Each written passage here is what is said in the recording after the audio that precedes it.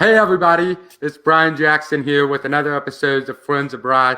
Today I'm super excited. I'm getting to hang out with my friend Snarzyk. Not the first, not the second, but the third. Yes, ladies and gentlemen, he's not a junior. He is the third. He is a drummer. He is a world-class gentleman, and I don't know. Let's find out for yourself. How you doing today? Hey, Brian. I'm great. Thanks for having me on. Good to see you. So, for those who don't know you, could you explain a little bit of your background? I saw on your Facebook you actually went to my alma mater, St. Charles Community College. Go Cougars! But you were a painter, and you managed a couple of things, and now you're the disc profile guy. I guess I am. I'll take that. Yeah, I was in management and pharmaceuticals for a while, and then I started a painting company with a friend of mine, and we did that for just started two guys in a truck and grew a nice company here in St. Louis. Um, he's killing it too. I think he's going to do like $2.8 million this year in painting. That's a lot of Oh painting. wow! So yeah. Is So is SNL stand for Saturday Night Live? yeah, we got that a lot, but no, it stands for Snarzyk and Lagrasso. His last name's Lagrasso. So, There you but go. I'm kind of built like Chris Farley. So So for all those quick question for all those who are still quarantining themselves and have some painting projects like myself, what is the best tip you can give to a good paint job? hire a pro. No, Hire a pro. no. I can't even do that. Prep. Prep. All the prep you can do. Painting is all done in the prep. The brushing and rolling's the easy part. So sanding the walls and some spackling, just making sure it's ready, clean, dry, dust free, ready to paint. I like it. Okay, so you're a painter, you're a manager, and then now you have the most exciting job of them all, and how I've kind of met you through a coaching program. And talk a little I bit about I that. I agree, but I'm biased. I love it. I sold that painting company in 2012. I guess that's why Nick's doing so well, is he cut all his dead weight.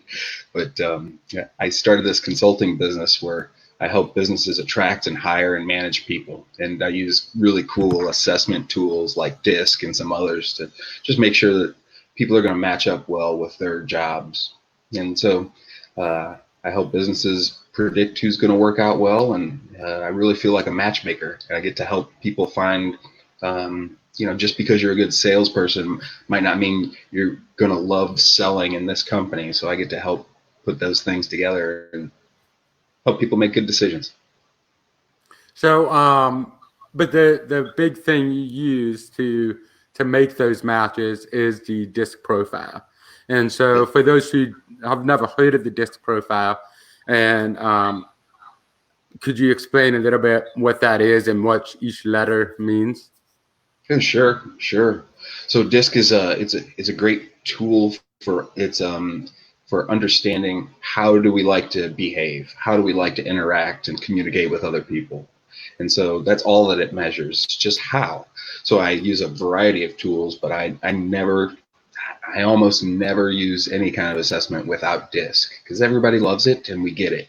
So the DISC model is made up of those four letters, and the D is about being direct, how direct you are. Very high Ds, they're very direct. They tell you what's going to happen to you, and they don't pull any punches. And very lower Ds, they're more passive or more collaborative. They might wait to see if something blows over. And so really on the spectrum of each of these, there's no good or bad. It's just where do you fall, and where do you fall on that spectrum, and learning who you are.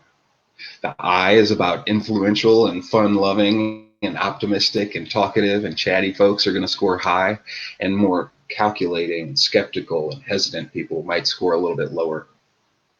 And then the S is about steadiness. So how do you like routines in your life? Very high S's love steadiness, and they like to know what's going to happen. They don't like to change too quickly. They're nurturing to others. They follow through. Low S's, they wing it. I don't care how we did it yesterday. We just get it through. It's a little more urgent. And so the C is about being compliant or calculating. High C's are very exacting and precision oriented, sometimes a little OCD, a little analysis paralysis sometimes, but low C's are going to be more creative. They don't have all those rules, and they're not as worried about making a mistake and things like that. So with those four things, we kind of get a good picture of how does somebody like to relate with other people and how do they like to be communicated with, so that we can just bridge the gap and get along better with other people.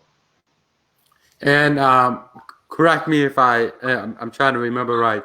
There's a professional way that we operate on the disc, and then there's a personal way that we operate on a disc. And meaning like some people can personally be a high D at home, but when they go to work, they can be a very low D. Yeah. So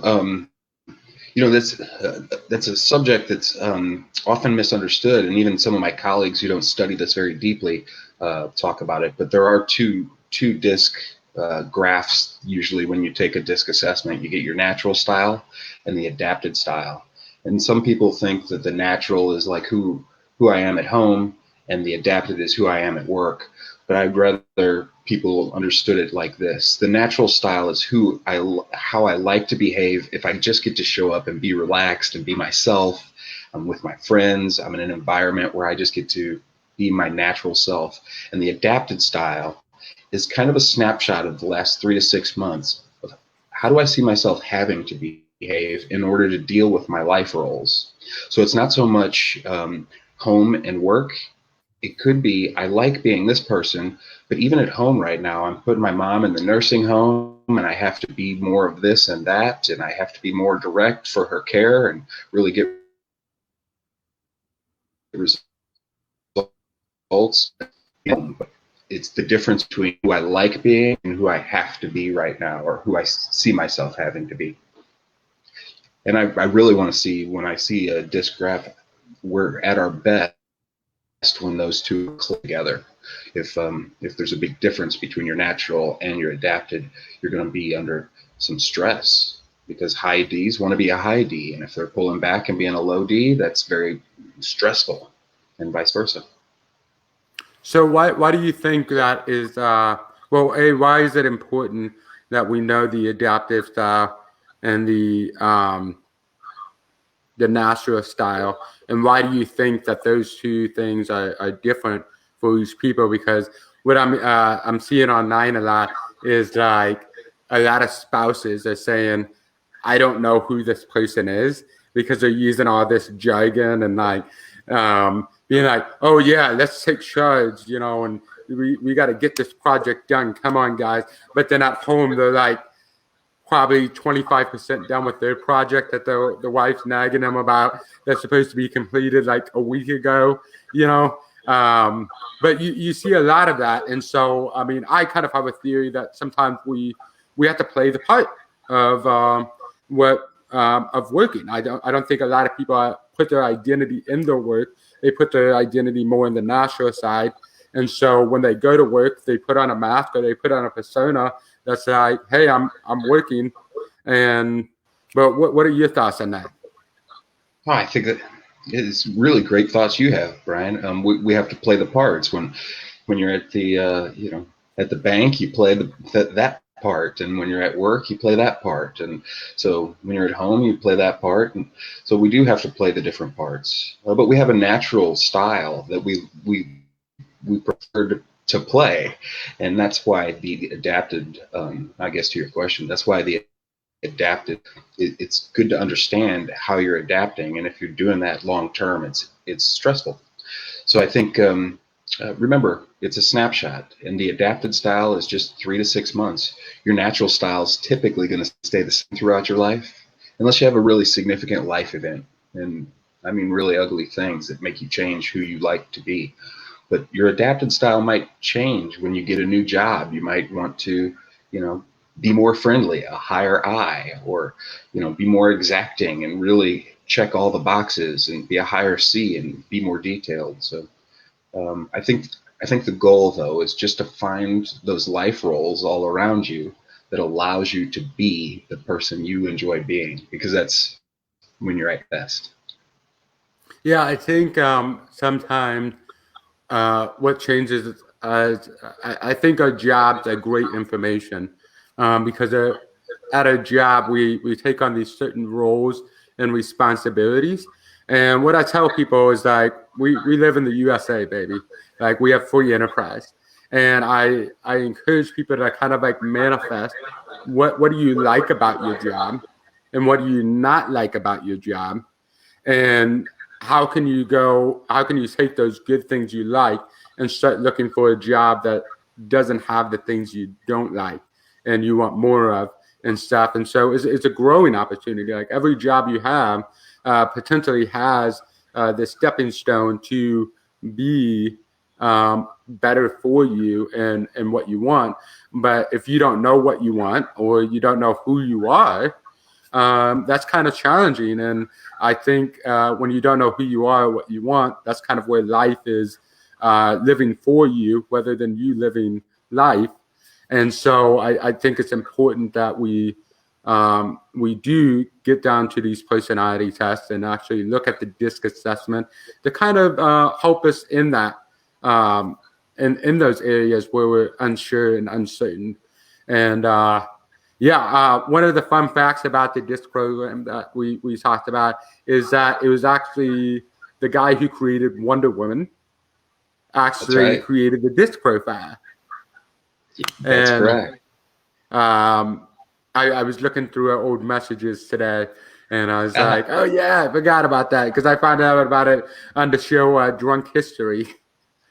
And no, I was watching, and they were talking about it, and I was like, oh, I got a text site about this. And then we were like kind of like sharing some philosophies, like, oh, what does the lasso of truth mean? You know, what is that? But what was the piece that when somebody mentions this to you and looking at the representation of like Wonder Woman, what were you saying that the meaning behind the lasso of truth is when you look at it? Well, I think so. The guy who invented it, the model of DISC, his name was William Moulton Marston, and he did write the Wonder Woman series, but he was also the inventor of the lie detector test. So now there's some question on the validity of the lie detector test, but DISC has kind of stood this test of time, and we know how awesome Wonder Woman is.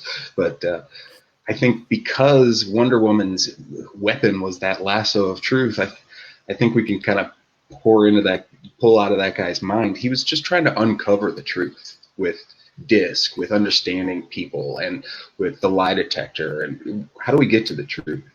And to your point about how do we get to our own truth, I think there's so much pressure to find out what is our why in life, and I think that these tools, like you said, are really good to help you become more aware of who you are.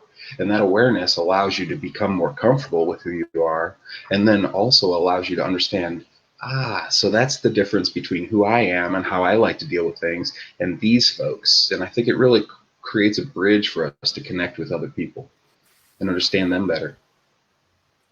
Awesome. I like it. I think that's a really cool thing you said, because like I think the truth is deep. I think the truth is there. It's just we need some help taking the blinders off and actually doing a little bit of digging, because so we can always get so caught up in our mind and like thinking this is true, but sometimes we just got to separate. Like there are facts, there are feelings, and there's the truth, right? And so we sometimes when we get very emotional, we can't differentiate what is the truth. But if we have something like a DISC profile or coaches or just mentors, we can finally weed out those things and actually get down to, who we truly are, like who we truthfully are. And I think that's pretty amazing that we also have this tool. I like using this tool to help people I'm coaching kind of identify, um, just where they're at. And so, first off, before we go any further, what is your what does your disc profile look like? So interesting question, Brian, because I told you that people, their style doesn't change often unless they have significant life events that makes you want to change them. So mine changed last year intentionally, but it was very painful to go through that change. But I was typically a very high C all of my life, very accurate, with a higher S, and supportive, with a very, very low I. So I wasn't a very people person. And then about a moderate D, meaning I'll call you out on your nonsense. I might wait for the right time to do so. But last year, I changed. My profile has changed since last year, and it's now kind of a moderate C. I'm not as exacting. I'm not as about details. I still have some of that S with that nurturing and that follow through, but my I has risen to about a 30 or so from an 8. So that just indicates that I enjoy people more. I want to be more outgoing. I'm going to be slightly more friendly. And all the high I's out there that score above 80, they're still thinking, oh, he's still maybe not that much fun. So. And I mean, I'll put up mine on the table here. What it, I don't know if you remember my profile, or if you could just guess, take one wild guess, what like my top one is. It's been a really long time, and I've seen a lot of profiles since that, but I can only imagine that you have a high I, Brian. I got the high I, and then my second highest is the D and stuff. And yeah. And so with that profile, a high I, that fun-loving, exciting, talkative person with some D, yeah, you're also going to get some results and push. You're going to do that in a friendly way, right? Yeah, I mean, not everybody. The interesting thing about the D's, though, is a lot of people don't understand them, right? We, as a society, we think people who are high D's, we don't give them enough grace to say, hey, maybe that's just the way they're wired. But since like listening to you, break down all these things and through conversations and stuff, I've actually learned to appreciate these more and learn to accept people more I think are rude, because a D can just be like, hey, I need this done, get it done. And they're not like trying, like some are trying to be the boss, as Dale Carnegie says, like we all want to feel important. But other people, like that's just the way they're wired, and they're not thinking that they're being rude. They're just trying to relay information that's going on in their mind out into the world. And oftentimes people who don't have a high, I mean, first off, when you get to two high Ds in the room together, you're like, it's a hot mess. Yes. But with the D to like everybody else is kind of like this big scary guy, and everybody's like, why is he being an a-hole, or why is he being rude? And me personally, I think that they are the most misunderstood people on the. Yeah, they can. I think with each letter can be misunderstood. The D's, it's easy to pick on them because I think it's really important that we realize that D doesn't stand for jerk. It stands for direct, right? So it's people who are direct.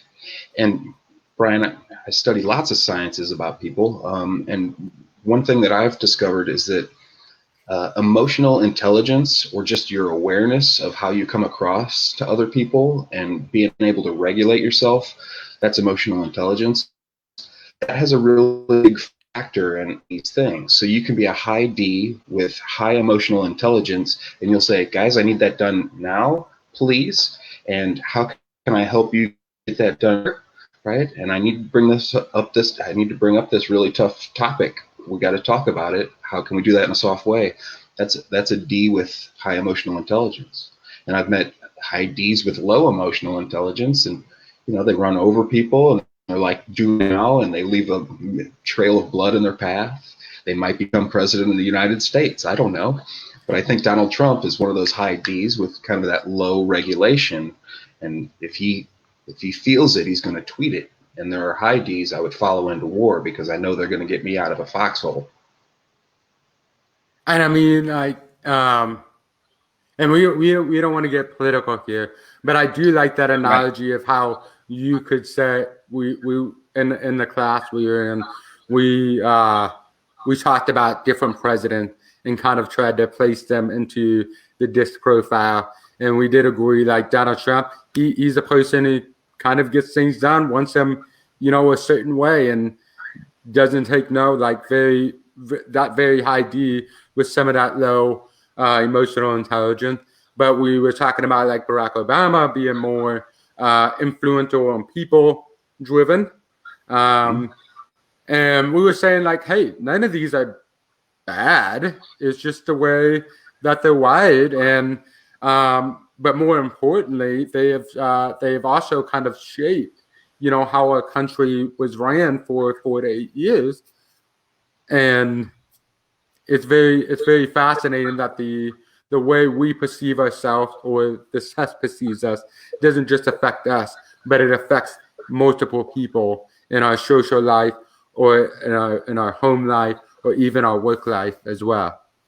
I think you're right. And one of the beautiful things about the DISC assessment is not just assessing and becoming, aware and okay with who you are, but when you have your assessment and someone else's, now we can see the differences and say, so we just need to interact differently in this area.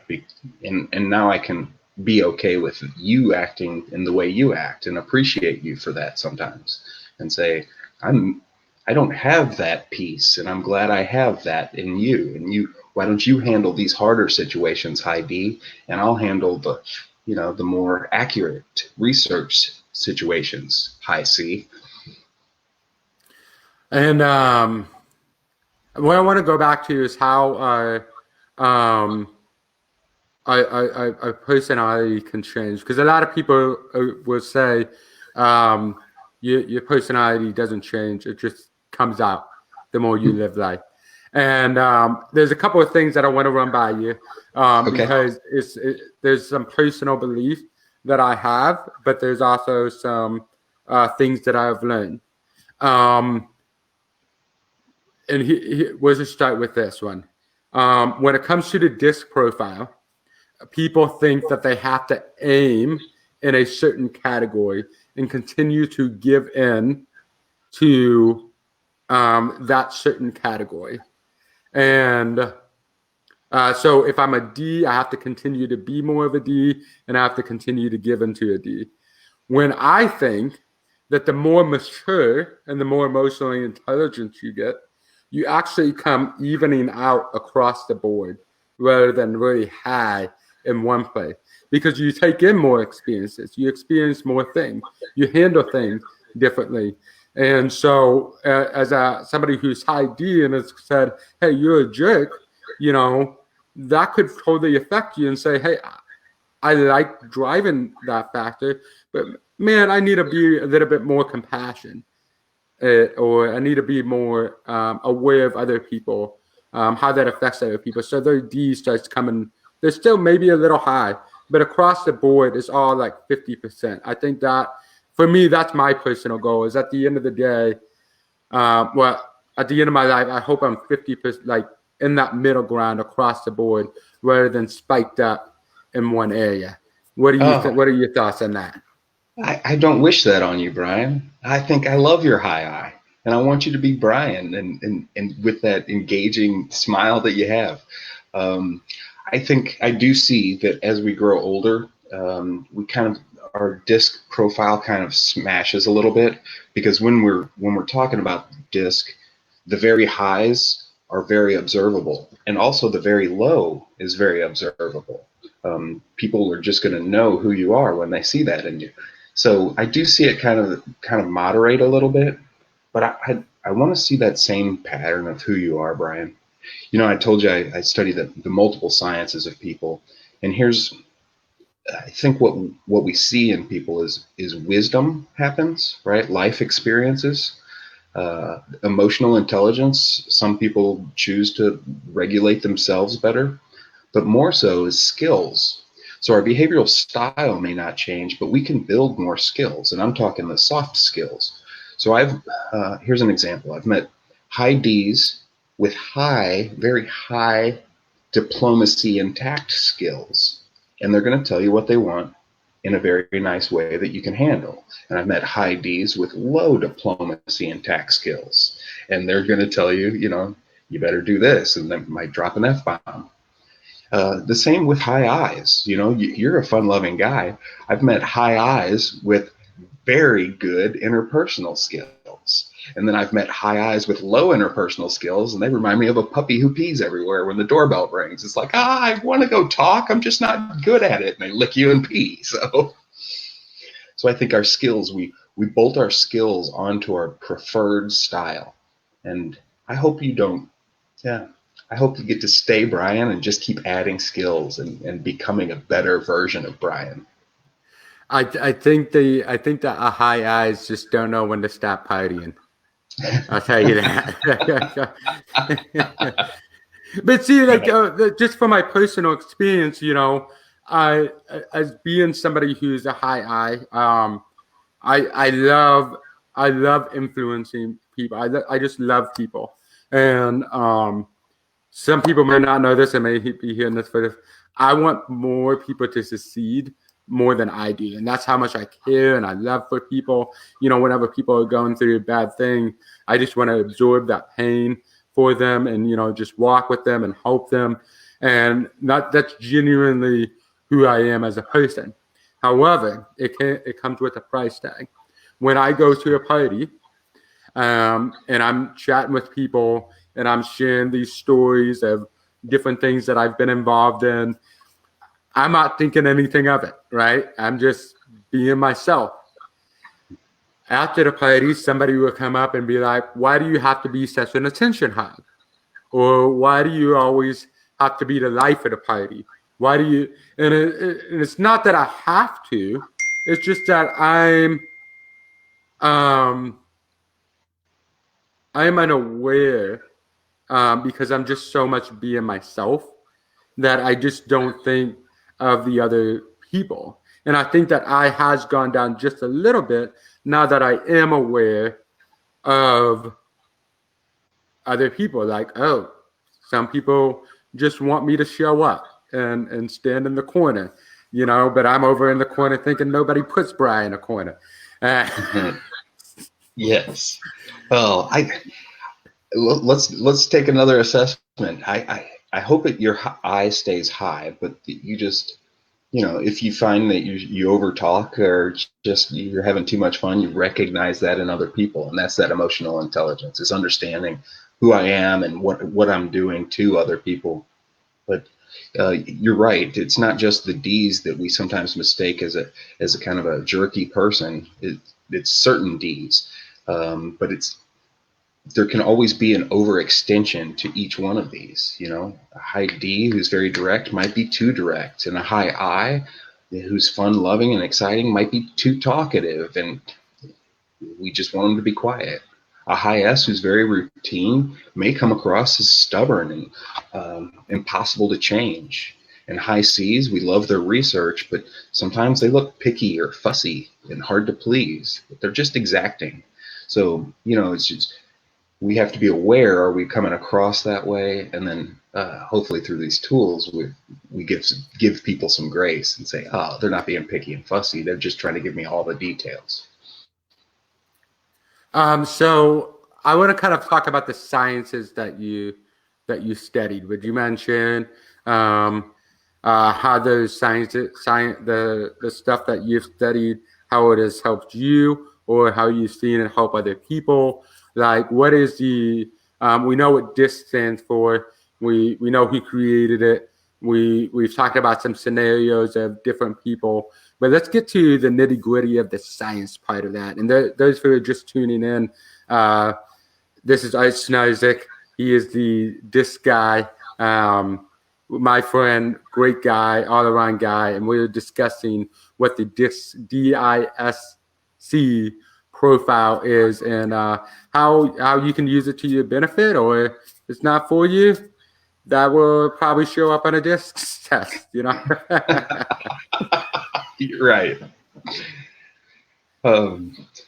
Yeah, the different sciences. I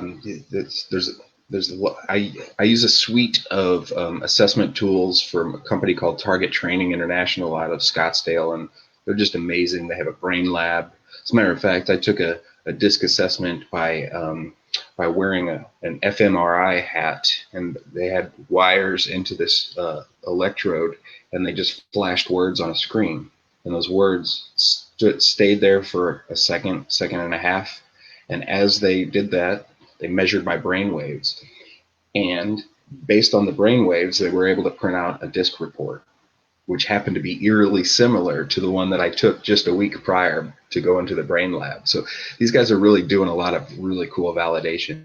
But DISC is one science that I study. That's how people behave.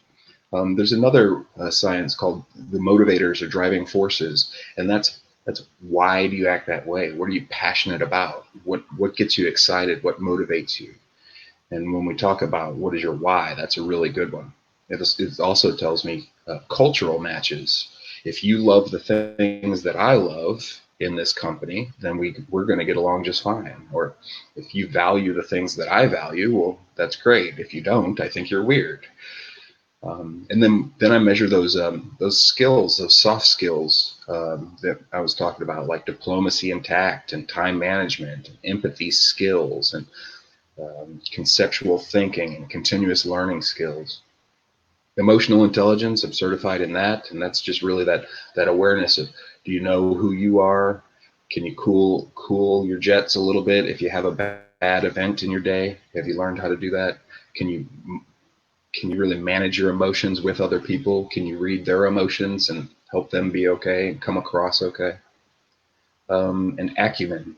So another, probably the deepest assessment that I do is it's called the Hartman acumen assessment, and it's a fantastic tool to tell us about your clarity of thought and your balanced decision making.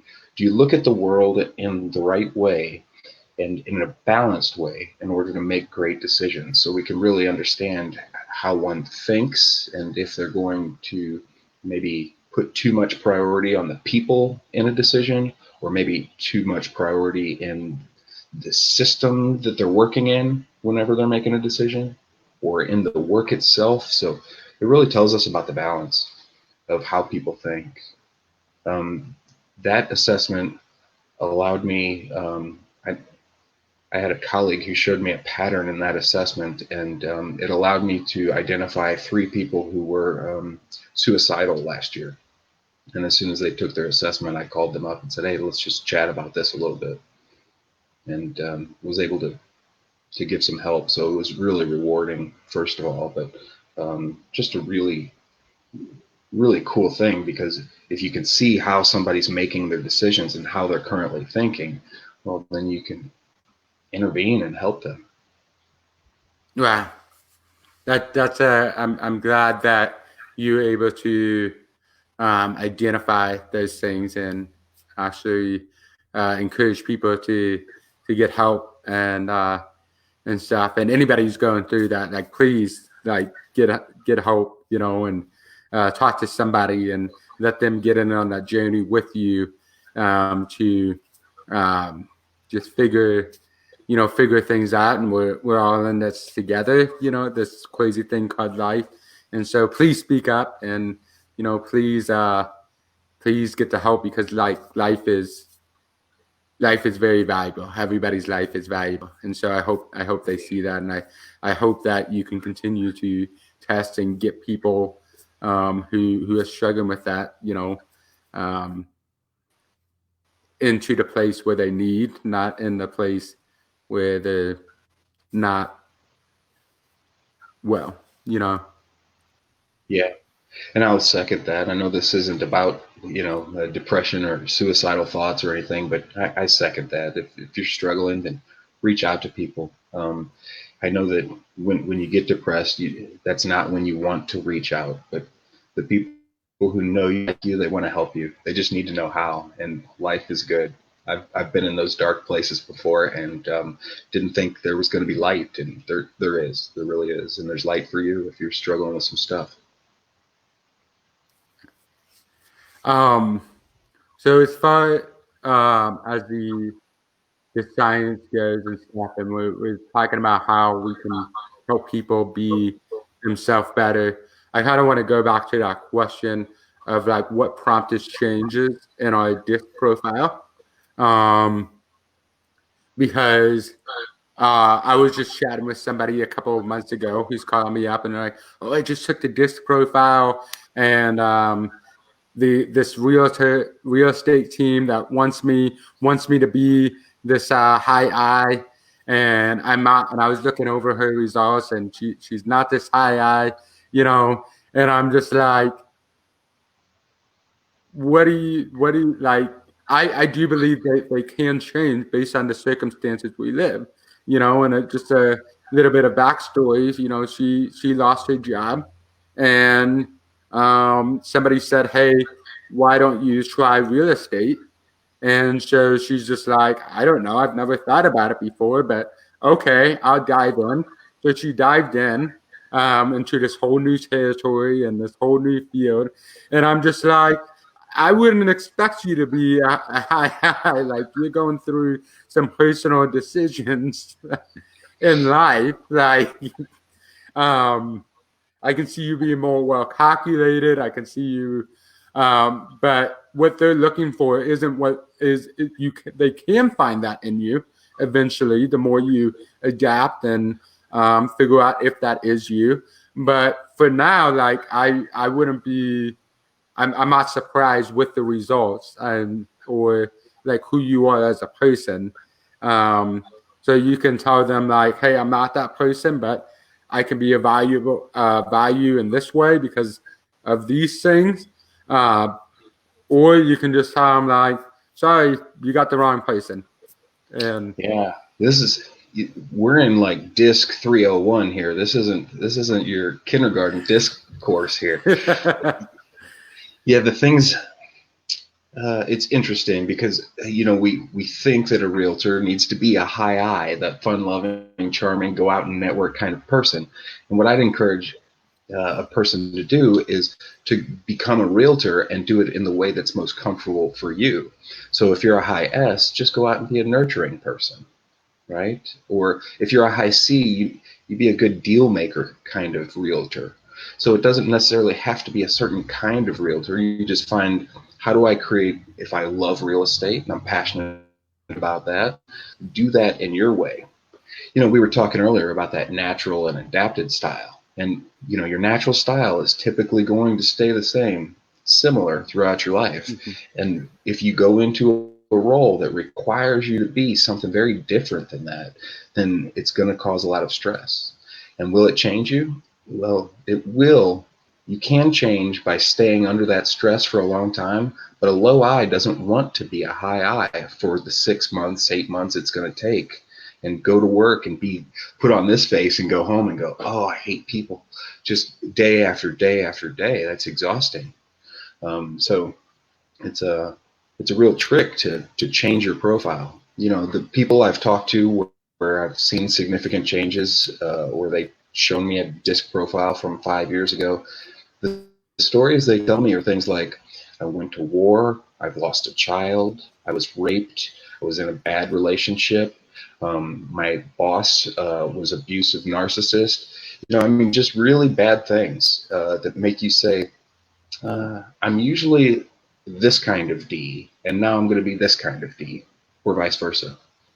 And when we do change, I can't really predict how you're going to change that. What we're talking about is, this is my preferred way of going about being a person, and now I'm going to change that. So if a woman is raped or a man is raped and they're a moderate D, I don't know if they're going to become a high D and say, hey, get away from my car while I'm putting my groceries away, or if they'll become a low D and they'll say, I just order my groceries off of Amazon so I don't have to, deal with that kind of stuff. So uh, there's a I don't know that we're on that those changes happen easily. I think we can adapt and we shift all day long with whoever we're talking with. I'm typically not this, smiley and fun, but I'm with Brian, so I'm going to be. You bring that out in me. And I know that if I show up and I be myself on this podcast, people are probably going to turn it off. So I better be at least a little more charming than usual. So we make those shifts all day long, but to actually change our disc style, it's a small percentage of people who do, and I don't wish that on anyone. So try not to make it a target. Like, I need to be a higher D. I hear from low Ds all the time, I wish I were a high D, just for a day even. What they're saying is, I wish I would speak up more quickly, like those high Ds do. And you can learn how to do that by building more conflict management skills and bolting that on to your low D. Yeah, and so sometimes it's not about adjusting the letters. It's talking more about those other sciences and those areas that you were talking about. The motivation, the emotional intelligence, like kind of dissecting more of those things, and putting your own. And I think the cool thing about this is it doesn't define you, but it helps kind of clarify things for you if you're finding, and helps you figure out how to take those things that you want and actually put your own spin on them. Because basically what we're saying here is, and here's where I have to kind of, and feel free if I'm talking bad, like push back on it, but this is my personal opinion. If I do not believe that there are 4 different types of people in this world. I believe that there's 4 ways of the way they operate, but we live in a world, I think it's 7 billion now. 7 billion people, everybody operates different. There's 7 billion different points of views, 7 billion different personalities out there. Now we can kind of sum it up into the 4 letters, but it's not always like that exact science. And that's why I kind of shy away from the other personality tests, like the Myers-Briggs, even the Enneagram. I don't know if you've heard of that one. We didn't. So there are like 9 personalities and stuff. And I feel like we have to be very careful as people to use this as a clarifying tool, not a definition tool, because I know there's a lot of people who come out, they don't like, they answer the questionnaire, they don't like the results, and so they just dismiss it. They're just like, okay, this personality test is not for me. And that very well may be the case, but just push back a little bit and say, like, okay, what don't you like? Do you not really like that, high S? Okay, so maybe being a high S isn't bad, but let's look at all the other factors that go into it, such as, your emotion, like we said, your emotional intelligence, the motivators, the things that we don't like and stuff. And one thing I would like to ask you about motivation and stuff, when 2 people have different things that motivate them, like I like working out and exercising, and some people don't. How can I get them to be more interested in exercising? So you'll have to know what their motivators are, and what motivates us are, based on the sciences I study. There's 6 motivators, and there's like knowledge, curiosity for knowledge, efficiency. There's altruism, so ego. There's also belonging to a group, and then there's what is it, the aesthetics. So you really have to understand why do you work out, Brian? It's not that you're motivated to work out, it's why are you motivated to work out? And is it because you have a high aesthetic and that makes your body feel good? It's a wonderful experience. Or is it because you're a high utility person, an efficient person, and you say, I know I will get more done with a healthy body, and this investment of time into myself is worthwhile because it's going to pay off? Or is it the ego, because when I pump that iron and those muscles look good, then people whistle at me. So you have to ask why is somebody doing that activity, or why are they not?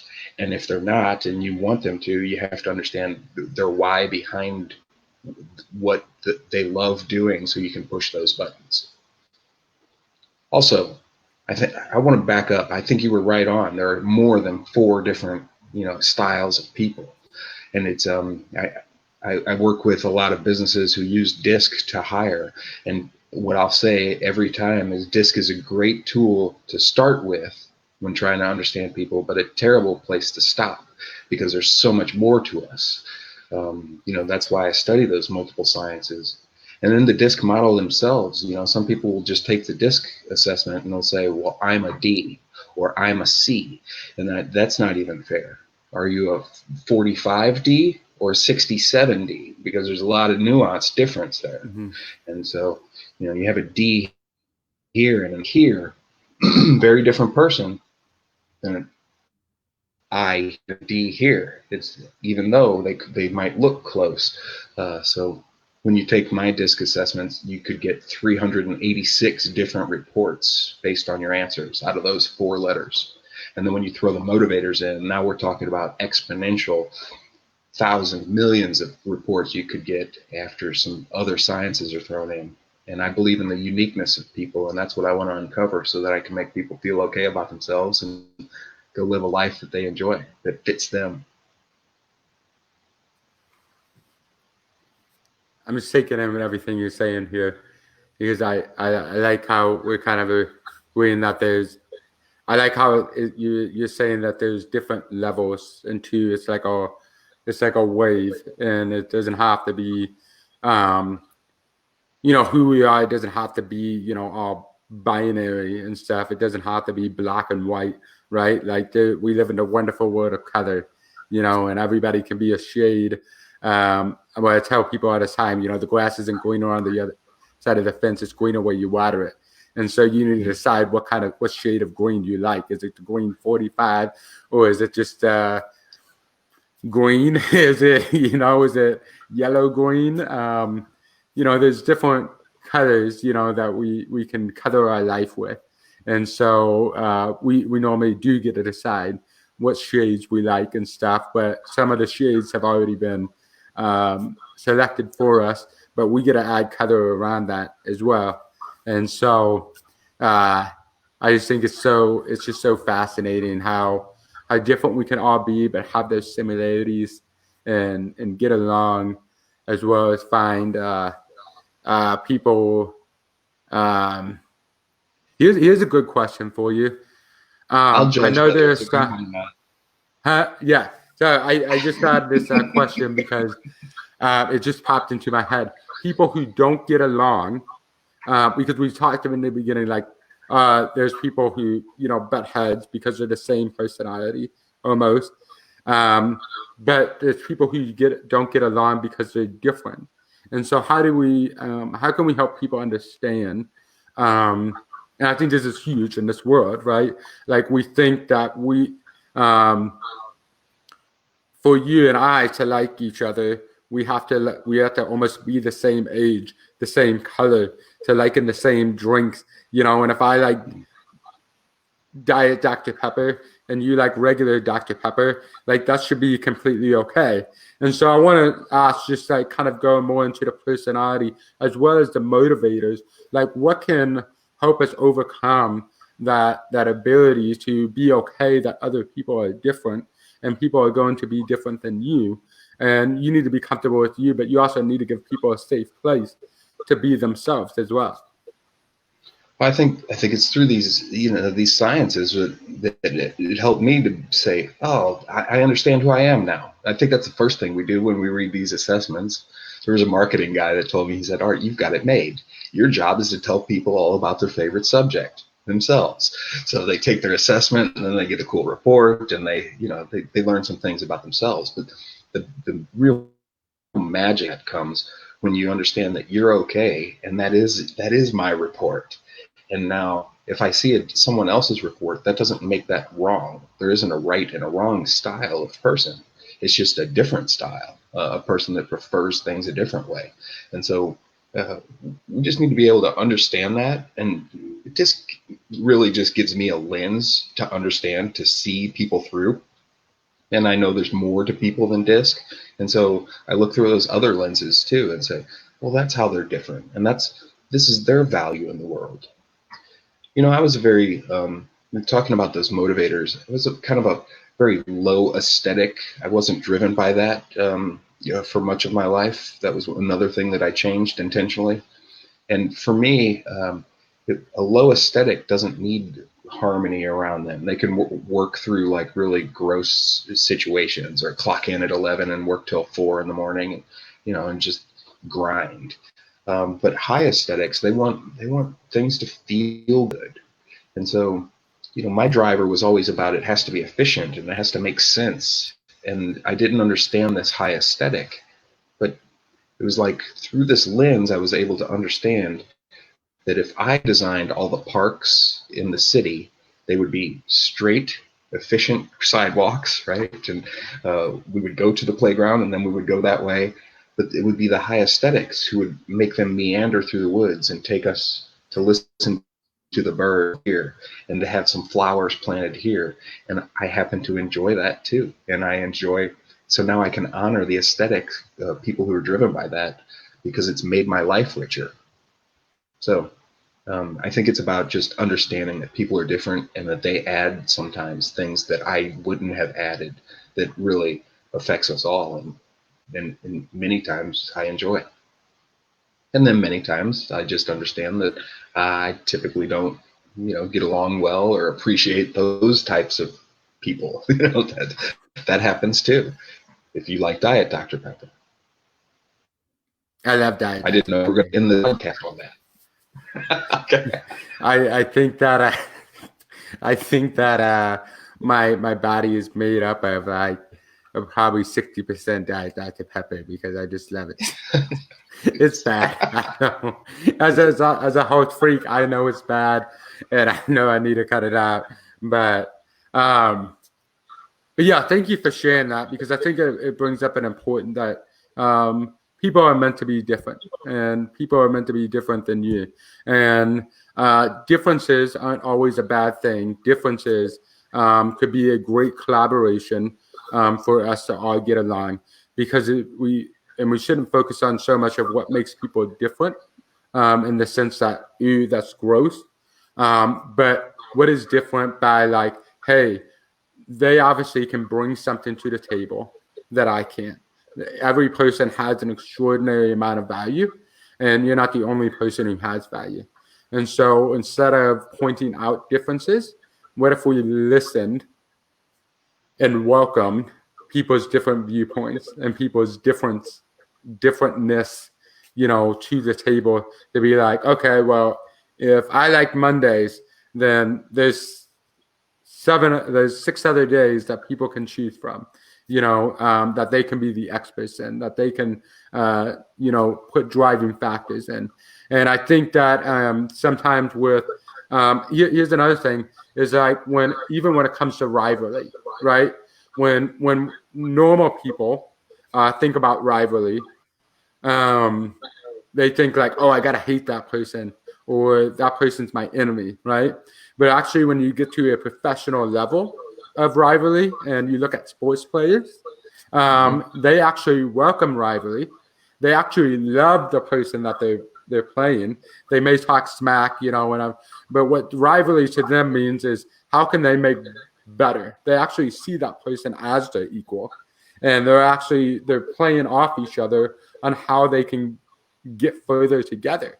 And I They think want that's to a play great against thing, the and I think we best. should challenge ourselves to be more like that. Yeah. I'm a big UFC fan, so you know if you're at the top of the top and you're a mixed martial artist, you don't want to fight people who are just starting out. You want to fight somebody who's the best, and you don't want to hate them. You want you're going to go punch them in the face a little bit, but in a way that is a skillful. I hope this guy punches me in a way that makes me even better, right? So uh, it's like sharpening your own knife, so it's a iron sharpens iron kind of thing where I need people to make me better. And I agree with you that we do need to hear those other viewpoints. If you like Mondays and I happen to like Thursdays or whatever that is, but it doesn't necessarily mean that we have to accept that and make it our own viewpoint, but just be open to hearing those things in a civil way first, and then secondly, understand that other people just see things differently, and um, it can ultimately be a nice value to either their clan of people or to society in general or their family. And but I think it keeps us open and thinking about other things. You mentioned I'm a drummer, and I am. I play the drums mostly in my basement, but there's certain types of music that I wouldn't typically turn the radio on, but when I meet a new friend and they're like, "You got to hear this," man, that just makes me a better drummer because I hear it. I'm like, I would have never thought to play like that on my own, and I thought that style of music was crazy. I would have never turned it on, but it was amazing. So, just a small example. So, who is the best drummer in the world? Oh, we're gonna do this. We can't do this. There's so many. There's Bonham and Neil Peart. I mean, there's just, that it depends on your style of music. I, Uh, so you're saying that I like that because people are like, "Who's your favorite band?" And I'm like, "Well, I like all kinds of music. I like rap. I like rock and roll. I like the classics. I like classical. I like jazz, and I like R&B and blues. And so it's hard. So like, I mean, we'll ask you this: Who is your favorite, or who is the best classical drummer? Because I think when people think drummers, they think like normal, rock and roll, time. so, oh man, you're really putting me on the spot. And I think it's a really interesting question with what we've been talking about with the science of people and the uniqueness, right? It's what do you like listening to? And whatever you like listening to is probably what you're going to like best. And so there's millions of types of, or not type music, but there's millions of songs out there, and one's your favorite. So maybe I like a whole lot of different disc profiles, and that's okay. But back to the music, I like Dennis Chambers. Look him up if you haven't heard him. He's an excellent drummer with just some real nice, just some soul, just some real funky rock, good stuff. And he plays on lots of albums, and he's a sit-in drummer for many bands. And before we wrap it up here, I'm definitely gonna look him up. I may know him or I may not know him. But before we wrap this up, what are 3 things that you can encourage people who are listening to right now? Yeah. Can I do 4 things? You can do 4 things. This is the first All time right. I've had 4 things, but I allow it. How about 3 things and a The freebie? bonus. Yeah. The first thing here, and really it's a passion behind all of my work. I want people to understand who they are at an earlier age than I did, so that you can start becoming who you want to be and the best version of that person. And the number 2 is understand others, so that you can bridge the gap and get more done, because we can't do it on our own. We need other people. And the third thing is find that life that you're supposed to live. Find the work that once you know who you are and you bridge the gap with other people, find that work, find that lover, find who it is that you're supposed to have around you and accomplish in life or enjoy about life. So find that life that's right for you. So Brian, that assessment company, they came out with this free report. You can go online and take a DISC assessment for free, and the report that you get is a working from home report. It'll be based on your style. Here are some notes. If you're a high I, you should probably work in this way now that everybody's working at home. So, or if you're a high D, here are some notes for you to work best from home. So if you're interested in that, I don't mind giving you the web address, and you guys can just go take it. What is the web address for that? Rebrand.ly/WFH report, work from home report. So REBRAND.ly/WFH report. Take it. It's free. No strings attached. Have fun.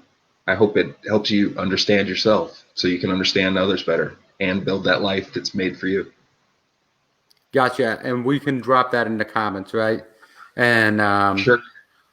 also, for people who are interested in learning more about that and going beyond that free test, or just want to get in contact with you, how can they reach you?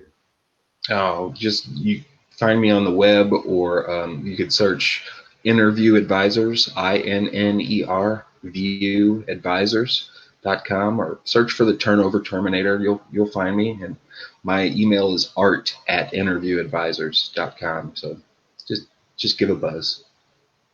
Awesome. Well, I thank you for joining me today, and I learned it was nice to refresh my memory on a lot of this stuff, and I'm just thankful for you as a person and what you do, and I appreciate you joining us today and helping us all expand our knowledge and stuff. It's my honor, Brian. I'm the lucky one here. Thanks for having me. It's good to see you. All right. Well, everybody, that was Art Snarzyk III, and I hope you guys learned more about how to be yourself and how to be yourself around other people and how other people can be themselves in you. We're going to drop the link in the comment if you'd like to take that free at-home assessment. And I just thank you for Art Snarzyk for offering that. And I hope to see you next time on Friends of Brry. Just remember, I get by with a little help from my friends. Bye-bye.